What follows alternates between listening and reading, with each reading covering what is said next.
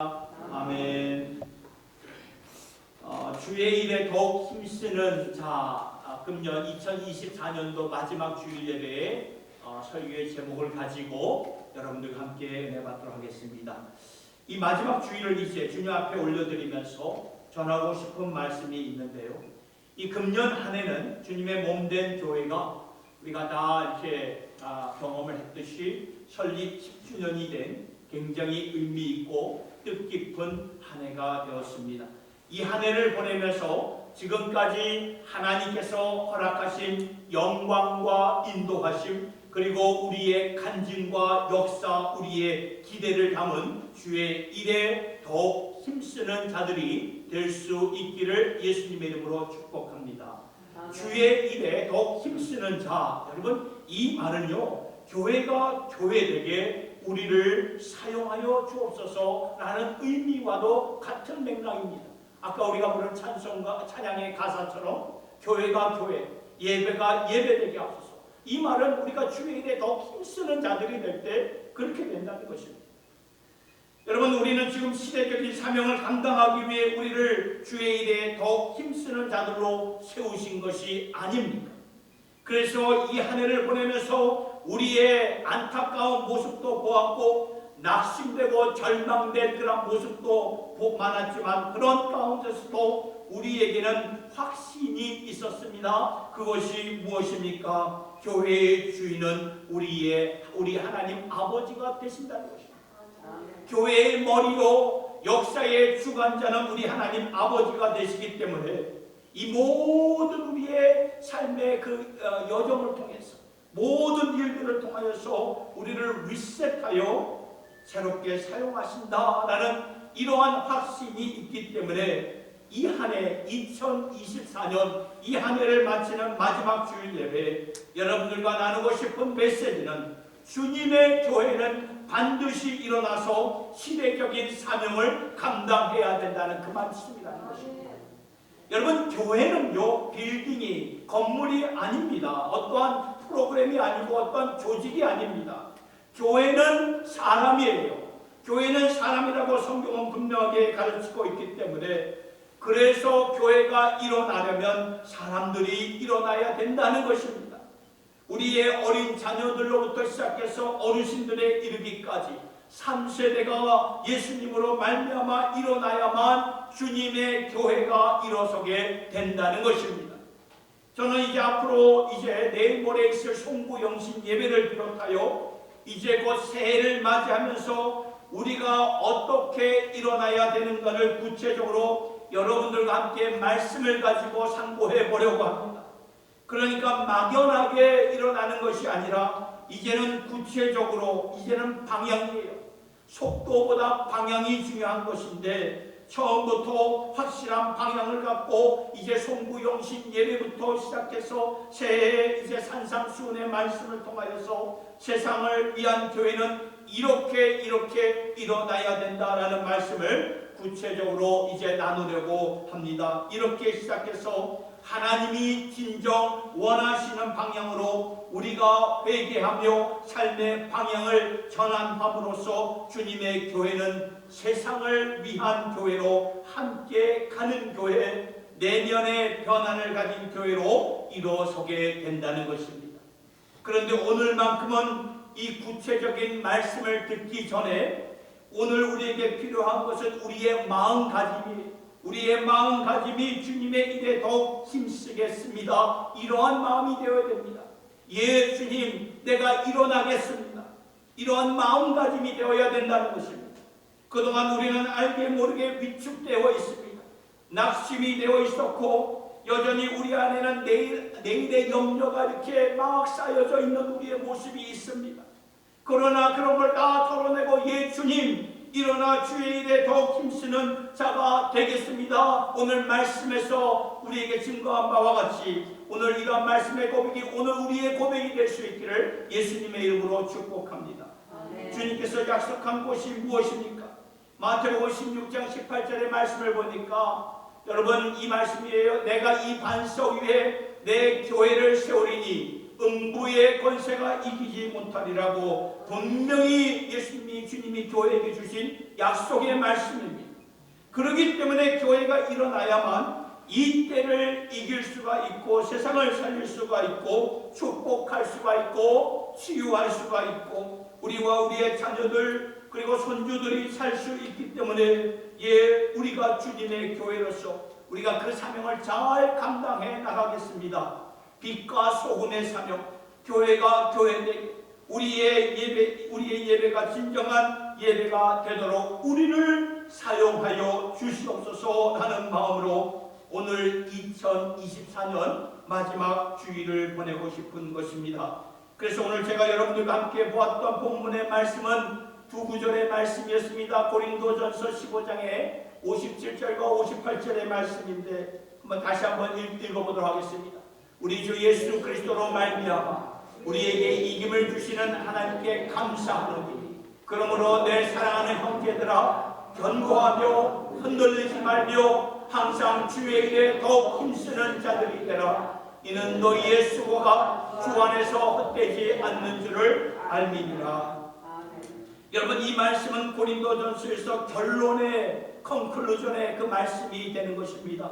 고린도전서의 말씀을 보면 16장까지 갑니다. 한 장 더 있지만 이 16장은 사도 바울이 개인적인 인사와 요청을 하고 있기 때문에 고린도 교회를 향해 주시는 권면의 말씀은 이 고린도전서 15장으로 끝나고 15장의 결론의 말씀이 바로 오늘 저와 여러분이 함께 봉독한 말씀인데 그러므로 내 사랑하는 형제들아 견실하라 견고하라 흔들리지 말라. 왜 이 말씀을 마지막 권면의 말씀으로 사도 바울이 고린도 성도들에게 교회에게 주셨을까요? 그동안 고린도 교회의 그 성도들이 흔들렸기 때문에 그동안 견고하지 못했기 때문에 사도 바울이 이 말씀을 주신 거예요. 견실하며 흔들리지 말며 또한 주의 일에 더욱 힘쓰는 자가 되어라. 그래서 바울은 이 말씀을 끝내면서 그리스도의 영광스러운 부활의 메시지를 고린도전서 15장의 말씀을 통해 전하면서 결론의 말씀으로 바로 이 말씀이에요. 이제는 견고하여서 흔들리지 말고 일어나 더욱 주의 일에 힘쓰는 자들이 되어라. 왜냐하면 우리의 모든 수고가 주 안에서 헛되지 않기 때문에 이 말씀을 주시는 것입니다. 오늘 우리의 교회 아닌 이 한국 교회들 디아스포라에 있는 전 세계에 흩어져 있는 우리의 이 디아스포라 교회들 고린도 교회처럼 어쩌면은 낙심되어 있고 위축되어 있는지 모릅니다. 여러분, 오늘 우리나라 대한민국에서 일어나는 정치판의 이야기며 그러한 오늘의 그러한 항공기의 이 사고의 소식을 들을 때 얼마나 마음이 무겁습니까? 그런데 주님의 교회가 이때 일어나지 않으면 이 세상 어떻게 치유를 받을 수 있겠습니까? 성경은 분명히 음부의 권세를 이길 수 있는 힘을 교회에게 주신다고 말씀하셨는데 그렇다면 교회가 일어나야 된다는 것입니다. 교회가 주님의 진정한 교회가 되어서 그동안 우리의 자신을 살펴봐야 돼요. 왜 내가 일어나지 못했는가? 우리가 교회이기 때문에 왜 내가 일어나지 못했는가? 무엇이 우리를 낙심하게 만들고 무엇이 나를 위축하게 만들었는가? 두 가지가 있어요. 두 가지로 생각하면서 여기에 대한 우리 주님의 권명과 격려의 말씀을 우리가 생각하고 우리의 삶 속에 반드시 적용할 수 있기를 바랍니다. 첫 번째는 이것입니다. 왜 낙심하고 왜 위축이 되는가? 상황 때문에 그래요. 우리가 살고 있는 이 상황 때문에 우리는 종종 낙심하게 됩니다. 고린도 교회를 보아도 상황 때문에 성도들은 낙심했어요. 고린도 전서가 시작되면서 그 당시 문화가 지배하고 있었던 두 가지 요소를 바울이 말하고 있습니다. 그것은 지식과 또 하나는 능력이었습니다. 로마 지중해 세계를 지배하고 있었던 것은 먼저 지식이었습니다. 난리지였어요. 왜냐하면 헬라 문화가 그 로마 그 세계 안에서도 절대적으로 영향을 미치고 있었기 때문에 헬라 문화로 물려받은 지식의 문화, 즉 우리가 다 배웠던 이 플라톤이나 아리스토텔레스와 같은 천재적인 그런 지식인들, 철학가들로 물려받은 이러한 세상 지식이 그 당시의 문화를 지배했던 사회였습니다. 또한 지식과 함께 능력이 로마를 지배하고 있었던 것이죠. 군사적인 능력, 경제적인 능력, 정치적인 능력, 사회적인 능력, 이 모든 것 로마가 다 갖추고 있었던 거예요. 그런데 그 가운데 살고 있었던 크리스천들의 경우에는 그 능력, 그 문화에 접근조차 할 수가 없었습니다. 저들이 말하는 지식과 능력은 이 크리스찬들에게, 예수 믿는 성도들에게 너무나 생소한 것들이었어요. 크리스찬들에게 무슨 능력이 있었겠습니까? 소수의 민족이었고 적은 무리들이었습니다. 그러니 어떠한 사회적인 무리들이 어떠한 사회적인 끈도 없고 연줄도 없고 연결고리도 없었는데, 그러니 능력이 있을 리가 만무하죠. 그리고 처음 예수 믿게 된 그러한 사람들을 보면은 공부를 그렇게 많이, 지식을 많이 갖고 있는 사람들이 아니었습니다. 지식인들이 아니었어요. 노예들이 많았어요. 노예들이 예수를 많이 믿었던 그 시대였습니다. 그래서 지혜하면은 이 크리스천들에게는 굉장히 먼 것이요, 능력하면 굉장히 생소한 것이었는데, 그러다 보니까 그 시대에 이 크리스천으로 예수 믿는 사람들로 산다는 것은 연약하고 보잘것없고 있어도 되고 없어도 되는 그러한 유명무실한 모습처럼 보였던 것이에요. 그러니까 상황과 환경이 이 크리스천들을 굉장히 누르고 있었던 거예요. 그런데 하나님께서 무슨 말씀을 주셨습니까? 그러한 고린도 교회를 향하여 하나님께서 주신 말씀은 고린도전서 6장 3장 16절에 이런 말씀을 하셨습니다. 너희는 너희가 하나님의 성전인 것과 하나님의 성령이 너희 안에 계시는 것을 알지 못하느냐. 너희 안에 하나님의 성령이 계시고 너희 안에 하나님이 계신다, 이 말씀을 하십니다. 얼마나 힘이 되는 말씀입니다. 고린도전서 6장 19절과 20절에도 비슷한 말씀을 우리에게 권면하고 있습니다. 너희 몸은 너희가 하나님께로부터 받은 바 너희 가운데 계신 성령의 견인 줄을 알지 못하느냐. 너희는 너희 자신의 것이 아니라, 우리의 게 아니에요. 너희 것이 아니라 값으로 산 것이 되었으니 그런지 너희 몸으로 하나님께 영광을 돌리라. 지금 고린도 교회를 비롯하여 크리스천들은 그 당시의 상황과 환경으로 말미암아 억눌림을 당하고 있었습니다. 길을 펴지 못하고 있었어요. 낙심하고 있었어요. 우리는 이 세상에 있어도 되는 존재, 없어도 되는 존재, 이렇게 쓸모없는 사람들이라고 생각하며 살았던 것입니다. 그런데 하나님이 이런 말씀을 하셨어요. 너희 안에 하나님이 계신다. 너희는 그것을 알지 못하느냐. 너희 안에 하나님이 계신다. 너희는 그것을 알지 못하느냐. 세상 지식으로 절대로 흉내낼 수 없는 하나님의 지식이 너희 안에 있다. 우주 만물을 참 지으시고 있기 때문에 그 우주 만물을 지탱하는 하나님의 능력과 지혜가 너희 안에 있다.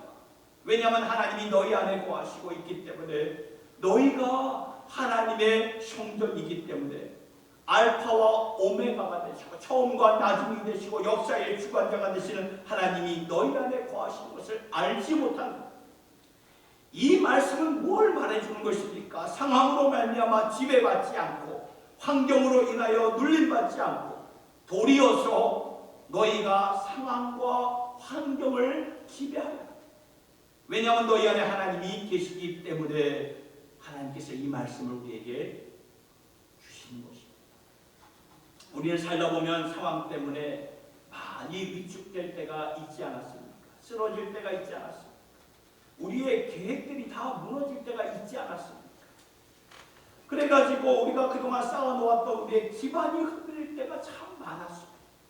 그래서 낙심하고 절망하고 흔들려서 우리가 주의 일에 소홀히 힘쓰는 일을 소홀히 하고 멀리했던 경험들이 다 있습니다. 저에게도 있습니다. 그런데 하나님은 말씀합니다. 너희 안에 내가 있다. 너희 안에 내가 있다. 시편 말씀을 보세요. 시편 기자들이 어떠한 상황 가운데서 그 시편의 말씀을 썼습니까? 대부분의 시편의 그 말씀들이 어려운 상황이었습니다. 전쟁 가운데, 질병 가운데, 아픔 가운데 죽음을 앞두고 시편을 썼습니다. 그러나 시편 46편 1절의 말씀을 보면 이렇게 나와 있어요. 하나님은 우리의 피난처시요 힘이시니 환난 날에 만날 큰 도움이 되십니다. 그렇습니다. 하나님은 우리의 피난처, 우리의 힘이 되신다는 것입니다. 물론 그런 어려운 상황도 있지만 하나님은 상황 위에 계시는 하나님이 되셔요. 우리가 이걸 볼 수 있어요. 인생의 어려움들이 왜 없겠습니까? 그러나 그 인생의 어려움 위에 계시는 하나님을 우리가 인식하며 살아가셔야 된다는 것입니다. 모든 것을 주관하시고 인도하시는 하나님이 되신다는 것입니다. 그 하나님이 바로 우리의 피난처가 되시고 환난 날에 만날 큰 도움이 되시는 우리 하나님 아버지가 되신다, 그 말씀입니다. 그래서요, 여러분, 위축하게 만드는 그 상황에서부터 이제 주의 백성들이 견고하며 흔들리지 않으며 담대하게 일어나 주의 일에 힘을 쓸 수 있는 이유가 무엇입니까? 모든 것 위에 계신 하나님이 우리의, 나의 하나님 아버지가 되시기 때문에 그렇다는 것입니다. 그래서 잘 생각해 볼 때 무엇이 우리를 지금 위축하게 만들며 낙심하게 만들고 있습니까? 자신의 결핍 때문이에요. 자신의 결핍. 그렇기 때문에 우리는 낙심할 수 있어요. 고린도 교회 성도들이 그러한 삶을 살았어요. 자신들의 결핍이 너무나도 적나라하게 드러났던 교회였습니다. 그래서 사도 바울이 편지를 쓰면서 이 고린도전서의 앞부분도 어떻게 뭐라고 말을 했냐면 어떻게 이렇게 망가진 교회로 인하여서 어떻게 이렇게 힘들게 교회를 세운 사도들의 눈물을 나게 할 수 있는 이러한 교회로 만들었느냐? 교회에 결핍된 것과 부끄러운 것들을 고린도 교회 성도들 향하여서 적나라하게 지적하면서 그들에게 알려주는 거예요. 고린도 교회 성도들도 자신들의 그 부끄러운 모습에 대해 그동안 어쩌면은 외면적으로는 알았지만 깊이 느끼면서 살지는 않았을 것이라는 생각이 듭니다. 그래서 바울이 편지를 통하여서 그들에게 하나씩 알려주었던 것입니다. 자신의 이러한 결핍된 모습을 보면서 얼마나 위축되었고 낙심이 되었는가. 어쩌면 내 신앙의 진짜의 모습은 위선 덩어리였구나. 내 신앙의 진짜의 모습은 위선이었구나. 그렇게 자신들을 생각하며 낙심된 가운데 주의 일에 힘쓰지 못했던 이 고린도 교회 성도들의 삶을 보게 되는 것입니다. 그렇다면 여러분, 이 말씀을 통해 오늘 우리 자신을 한번 살펴보아야 됩니다. 우리의 모습도 어떠합니까? 그다지 거룩하지 못한 우리의 모습이 아닙니까? 그다지 아름답지 못한 우리의 모습이 아닙니까? 우리 자신도 겉으로는 경건한 척 거룩함을 추구했지만 내면을 살펴보니까 위선자로 돼버린 우리의 모습이 아닐까요? 저는 적어도 저 자신을 그렇게 살펴보면서 참 마음이 쓰라리고 아팠던 한 주의 시간들이었습니다. 하나님 앞에 너무나 죄송했습니다. 주님 앞에 빛과 소금이 되지 못한 저의 이 모습에 참 한탄할 수밖에 없는 그러한 외침이었습니다. 그래서 낙심된 그런 마음들이 사실 지난 한 주간의 저의 마음이었습니다. 이렇게 망가진 모습으로 무슨 주의 일을 한다고 일어날 수 있으랴? 그러한 질문이 제 마음속에 계속 맴돌았던 것이었습니다. 2000년 전에 고린도 교회나 오늘 우리의 교회나 그다지 다를 바가 없다는 생각이 들었습니다. 그런데 하나님은 바로 그러한 교회, 그러한 성도들, 그러한 저에게 여러분들이 그러한 말씀을 주시는 거예요. 놀라운 말씀 중에 하나가 고린도전서 12장 27절의 말씀인데 이 말씀이죠. 너희는 그리스도의 몸이 지체의 각 부분이야. 아니 이 고린도전서 이 12장 전체의 말씀이 뭘 말하냐면 너희는 그리스도의 몸이다. 살아계신 주님의 몸된 교회다라고 말씀하고 있는 거예요.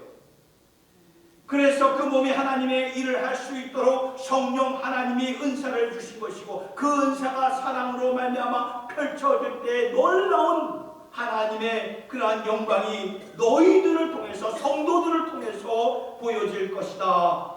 고린도 교회 성도들에게 말씀하는 것입니다. 그렇게 수치스럽고 자신도 자신을 믿을 수 없는 교회가 되었지만 하나님은요 여전히 그들을 향하여서 나는 너의 몸이다. 나는 너희의 몸이다 라고 말씀하시는 거예요.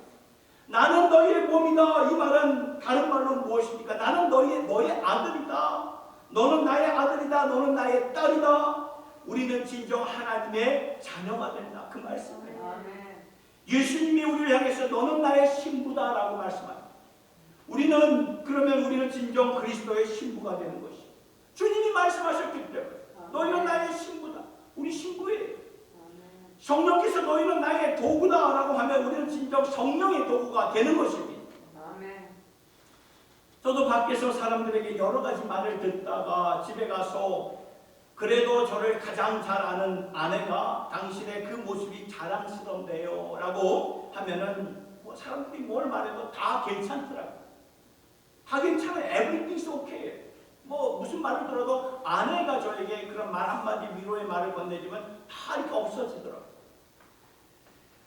그래서 저를 대충 아는 사람들이 하는 말보다 저를 뼛속 깊은 곳까지도 아는 한 사람의 말이 굉장히 중요하구나라는 것을 깨달았는데, 하물며 나를 지으시고 내가 어머니 뱃속에서 태어나기도 전에 다 아시는 창조주가 되신 하나님께서 나의 장점과 단점과 나의 수치스러운 모습까지도 다 아시면서 우리를 붙잡고 뭐라 말씀하십니까? 너는 내 아들이다. 너는 내 딸이다. 너는 나의 자랑스러운 창기다 라고 말씀하시면서 그게 바로 우리가 된다는 거예요. 그게 바로 우리예요. 사랑하는 성도 여러분, 그래서 오늘날 결국에는 궁극적으로 우리가 뭘 해야 되냐면 하나님의 말씀을 들으셔야 돼요.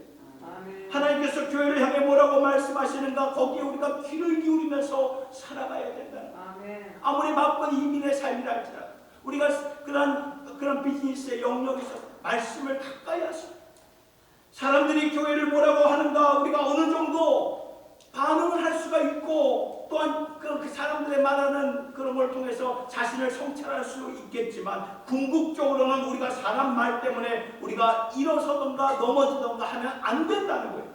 하나님의 말씀을 들어야 된다는 거예요. 사람의 말씀보다, 사람의 말보다 하나님의 말씀이 더 우선이에요.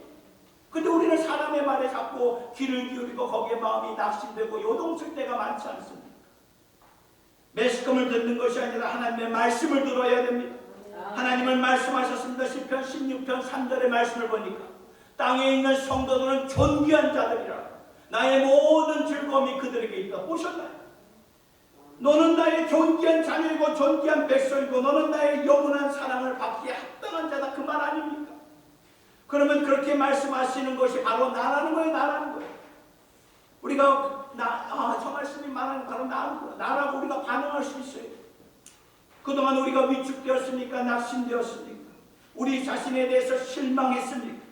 그렇다면 하나님께 우리의 귀와 우리의 마음의 문을 활짝 여시길 바랍니다. 그리고 하나님의 말씀을 들으세요. 너는 나의 독생자의 몸이다. 너는 나의 전이다. 성령이 너희 안에 거하신다. 너는 내 교회다. 너를 통하여 내가 영광을 받으리라. 하나님께서 말씀하셨으니 우리가 이제 그 말씀에 동의를 하시고 그 말씀을 따라 일어나 우리가 진정한 주님의 교회가 될 수 있도록 우리 자신을 주님 앞에, 이 한 해가 이제 다 끝나가고 저무는 이 시점 앞에서 우리가 결단할 수 있기를 예수님의 이름으로 축복합니다. 아멘. 두 번째로 왜 낙심하고 왜 위축이 됩니까? 사망 권세 때문에 그래요. 사망 권세. 고린도 교인들의 경우에는 부활에 대한 메시지를 확신하지 못한 사람들이 많이 있었어요. 왜냐하면 아직도 이 초대교회였기 때문에, 죽음은 너무나 절대적인 것이기 때문에 그냥 사는 동안에 예수 믿고 그냥 뭐 신앙생활하고 이 정도로만 생각했던 것이지, 우리가 죽은 후에 우리의 몸이 부활한다. 우리의 몸이 부활하여서 주님과 함께 영원히 살게 된다. 이렇게 생각하면서 살았던 자들은 굉장히 소수였어요. 오늘 우리도 그렇지 않습니까? 그냥 대충 신앙생활하면서 살아가는 사람들 너무나 많아요. 교회 다닌다고 할지라도.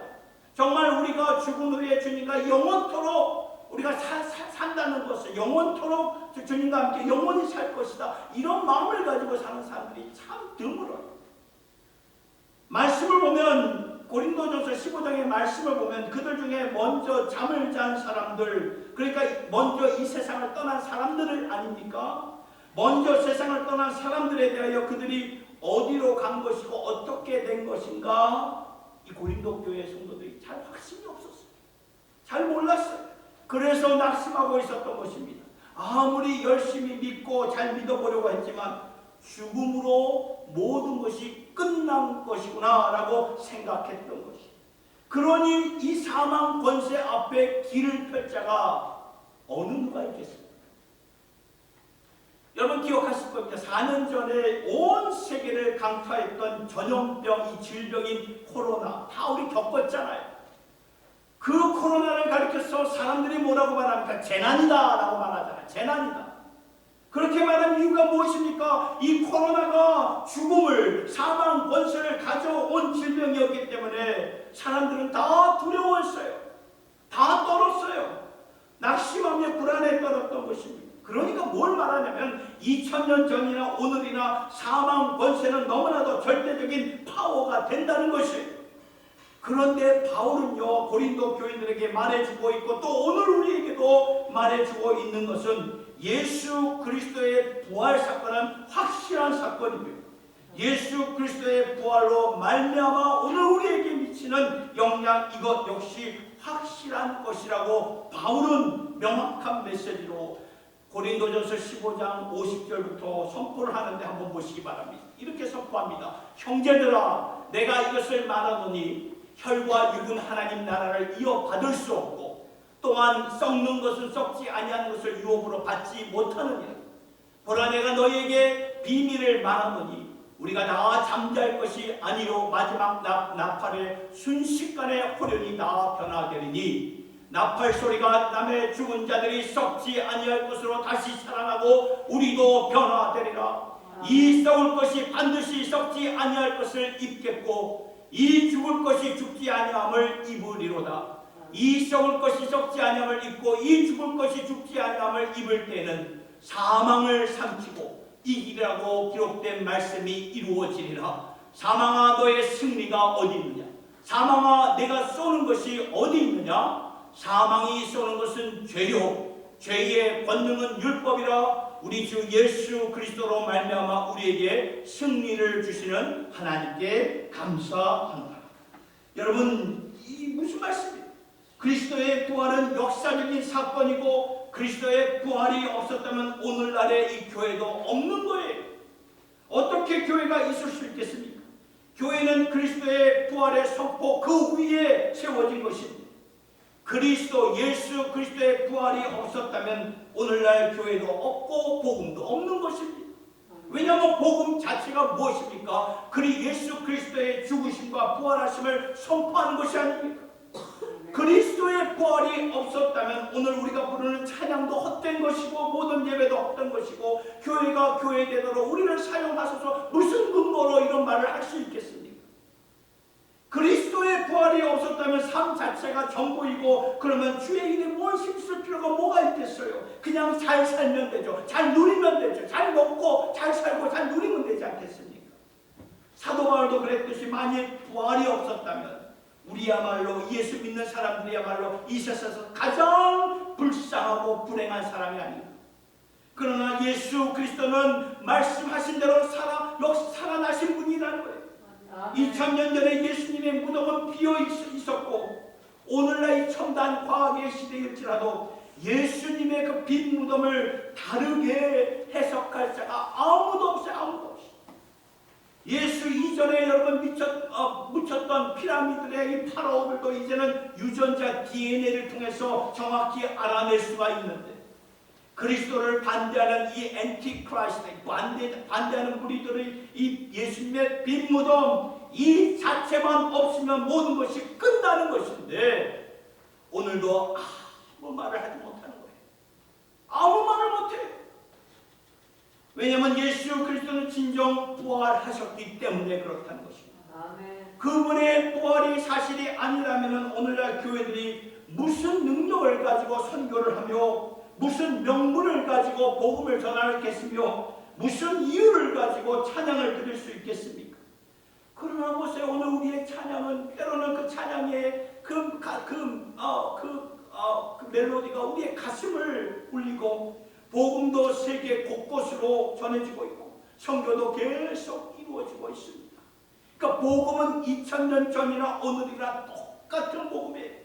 다르지 않아요. 똑같은 복음이에요. 그 복음으로 사람들은 살고 있습니다. 그 복음으로 말미암아 영혼들이 변하고 있습니다. 왜 그럴까요? 예수 그리스도가 부활하셨기 때문입니다. 그렇다면 그리스도가 부활하신 것이라면 여기에 중요한 사실이 있는데 그것은 우리가 이제 주님의 일에 우리가 전심전력할 수 있다는 것, 힘을 쓸 수 있다는 그 말이 있다는 거예요. 세상의 모든 것들은 있다가 없어지는 게 세상 것들입니다. 여러분 대표적으로 로마 정권을 한번 보세요. 1000년의 로마 정권을 가리켰지만 1000년도 가기 전에 이미 다 망가졌고 다 부서졌고 다 뿔뿔이 흩어졌어요. 그래서 오늘날 로마에 가보면 옛날에 세워졌던 박물관 그 정도에 없어요. 영원히 가는 것이 없습니다. 한때 화려했을지라도 지나가면 먼지로 변하는 것이 세상의 모든 부귀영화가 아니겠습니까? 그러니까 여러분 그 세상 부귀영화를 갖고 100년을 살든 1000년을 살든 나중에 먼지로 돌아가고 거품으로 된다면 그것이 무슨 의미가 있는 것이냐 그 말이에요. 그러나 주님의 부활의 토대 위에 서서 우리가 하루를 살더라도 주를 위해 살면 1000년 이상의 영광을 누리며 드리면서 살 수 있는 것이 아니겠습니까? 아멘. 베드로서 3장 8절에 성경은 이런 말씀을 하나님께서는 하루가 1000년 같고 이 말이죠. 사랑하는 자들아 주께는 하루가 1000년 같고 1000년이 하루 같다는 이 한 가지를 잊지 마. 여러분 이 한 가지를 잊지 말고 사시기 바랍니다. 주님께는 하루가 1000년이고 1000년이 하루예요. 우리의 시간의 개념과 너무 다른 개념입니다. 그러면 1000년을 하루보다 못 살 수 있는 것이고 하루를 1000년보다 더 영화롭게 더 의미 있게 살 수 있다는 그 말이 아니겠습니까? 그래서 성경은 이 부활장을 결론 지으면서 우리에게 뭐라고 말씀하십니까? 흔들리지 마. 낙심하지 말아라.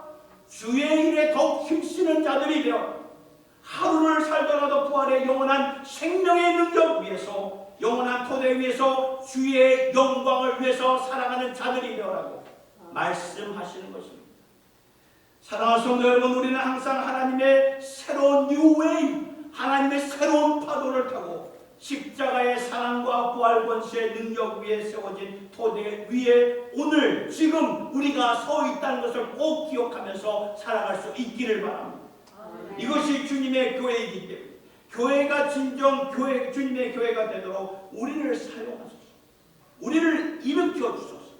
예배 드리러 나올 때마다 우리는 항상 주님의 새로운 파도를 우리가 의식하면서 일어나야 될 줄로 믿습니다. 아멘. 사랑하는 성도 여러분, 2024년 정말 한 해 동안 고생 많이 하셨습니다. 정말 수고 많이 하셨습니다. 그러나 상황 때문에 낙심하지 마시기 바랍니다. 상황 위에 계시는 하나님이 우리 안에 거하셔서 우리의 피난처가 되어주시고 우리의 힘이 되어주신다는 꼭 믿고 살아갈 수 있기를 바랍니다. 아멘. 여러분 인생을 살아가는 동안 우리의 부끄러운 모습, 결핍된 모습이 보일지라도 결국에는요 하나님이 나를 어떻게 보시는가, 어떻게 보시고 말씀하시는가, 그게 전부예요. 그게 다입니다. 그러니까 그 주님의 말씀을 잘 듣고 교회답게 일어날 수 있기를 바랍니다. 견고하게 일어나십시오. 위축되지 마시고 사망 권세 때문에 낙심하지 마세요. 사망 권세를 이기신 예수님이 바로 우리의 주님이 되시기 때문에 그렇다는 것입니다. 아멘. 그분은 부활하셨고 새 생명이 되셨습니다. 그래서 주님의 부활 능력과 권세 위에 우리가 견고하게 서 있을 때 우리는 영원한 생명과 가치를 갖고 살 수 있는 주님의 종들이 되는 것입니다.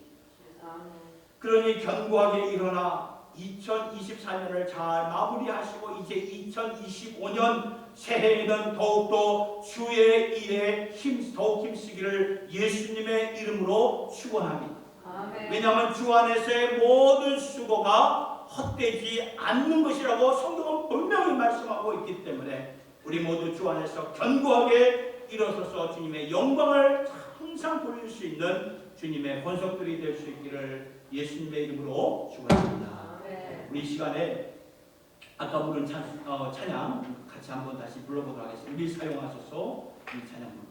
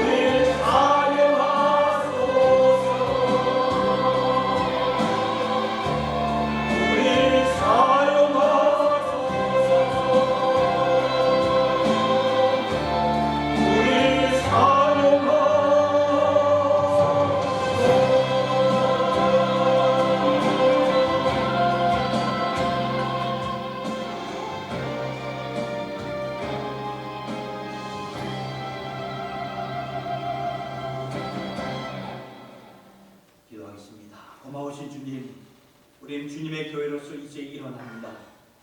구체적으로 하나님의 말씀을 듣고 그 말씀하시는 방향으로 우리는 겸손하게 회개하며 주님을 바라보면서 일어나는 여기에 모인 주님의 종들이 되게 하여 주시옵소서. 아멘. 오늘 이 말씀을 듣는 모든 주의 백성들에게 새 힘을 부어 주시옵소서. 아멘. 흔들리지 말게 하여 주시옵소서. 낙심하지 않도록 붙들어 주시고 위축되지 않도록 붙들어 주시옵소서. 아멘. 주 안에서 견고한 주의 종들로 일어서기를 간절히 원합니다. 아멘. 우리는 주님의 교회입니다. 주님의 살아있는 몸입니다. 주 안에서 강건하게 일어서게 하여 주시고 주의 일에 더욱더 힘쓰는 자들이 되어서 주님을 찬송하며 찬양하며 거룩하게 강건하게 치유하는 축복의 통로가 되게 하여 주시옵소서. 아멘. 하나님의 새로운 파도를 타고 가게 하사 그리하여 주님의 교회가 진정 교회가 되도록 우리를 사용하여 주시옵소서. 아멘. 모든 영광 주님께 올려드립니다. 감사드리옵고 예수님의 이름으로 기도드리옵나이다. 아멘.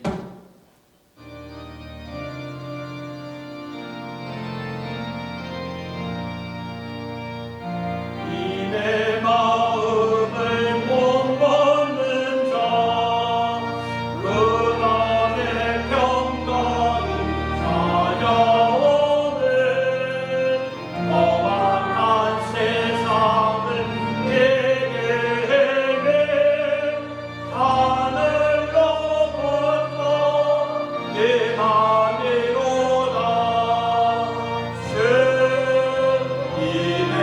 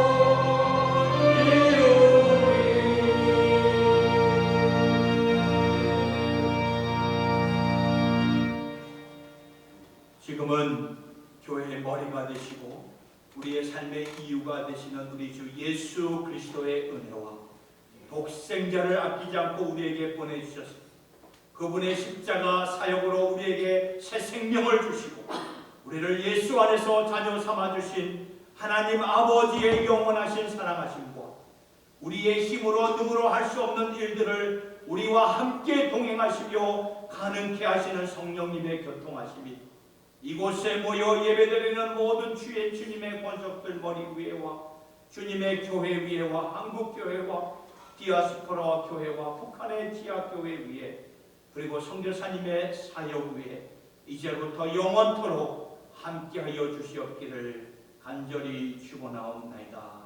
아멘.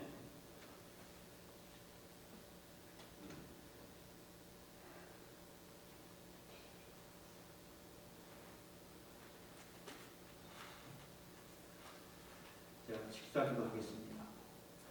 하나님 아버지, 교회가 교회 되기를 원합니다. 교회인 우리들이 더욱더 주의 일에 힘쓰는 주의 종들이 되게 하여 주시옵소서. 어떠한 상황과 형편에서도 위축되거나 낙심되지 말고 그 상황 위에 계신 주님을 바라보면서 늘 하나님의 새로운 파도를 타고 영원한 생명과 가치를 갖고 살아가도록 인도하여 주시옵소서. 오늘 귀한 친교의 시간 허락하여 주시고 일용할 양식 주심을 감사를 드립니다. 성도의 교제가 한자리에서 나눌 때에 우리의 간증을 고백하게 하여 주시고 은혜롭고 복된 교제 시간 되기를 원하옵나이다.